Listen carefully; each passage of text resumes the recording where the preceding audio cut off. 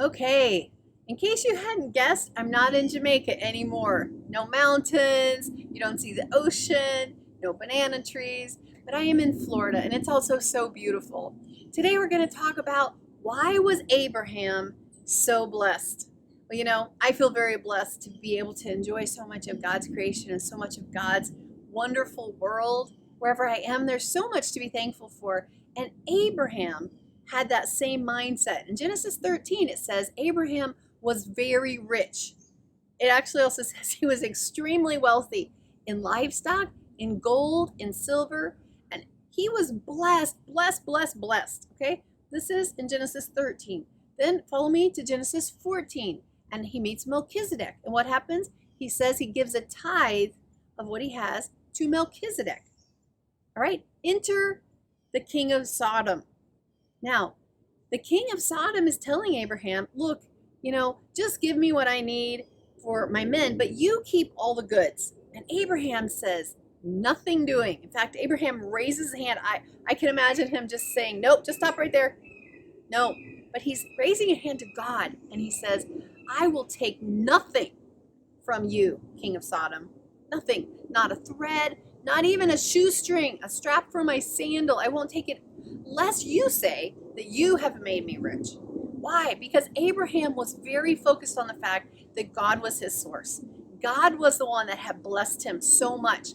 Now follow us to chapter 22. Okay? Abraham has been asked to offer Isaac.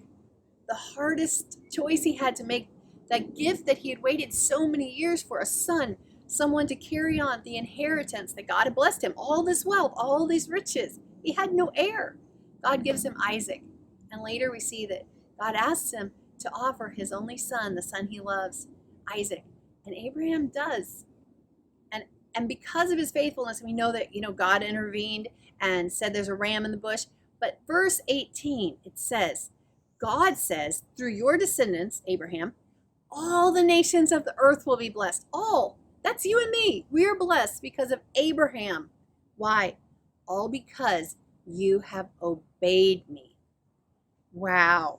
Such a beautiful thing. Because of one man's obedience, because of his faithfulness in a very hard place, God says all the nations of the earth will be blessed because of your obedience. And God places such a high value on obedience. Because Abraham was obedient with Isaac, God could send Jesus. Abraham gave his son, God gave his son. If we didn't have Jesus, we wouldn't have any of the blessings we have today. It's not just because Abraham was so great and there was so much wealth and it trickled down to us. No, because Abraham gave the most important thing to him, his son. God gave his most important thing, his son, because they were in covenant relationship. Okay, let's keep going. Obedience is tied to our heart motives. Our heart motives. When God asked Abraham to offer Isaac, God was actually saying, do you love me more? Can you trust me?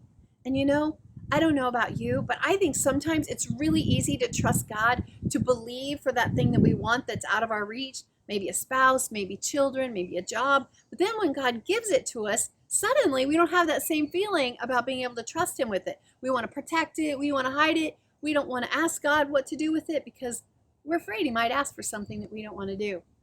But you know what? The same God that provides can be trusted in every part, and our job is to obey him.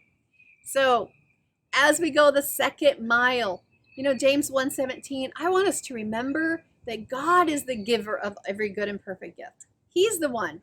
It's not that we're so amazing or that, we just hit the lucky lottery. God is the giver of every good and perfect gift. So going the second mile, you can trust him. You can trust him. When you obey him, he is going to take care of you. And you know what? We are going to be so blessed. And imagine, all the earth was blessed because of one man's obedience. Our obedience matters to God. And it matters to the blessing that he wants to pour out on your family, on your marriage, on your children, on your children's children.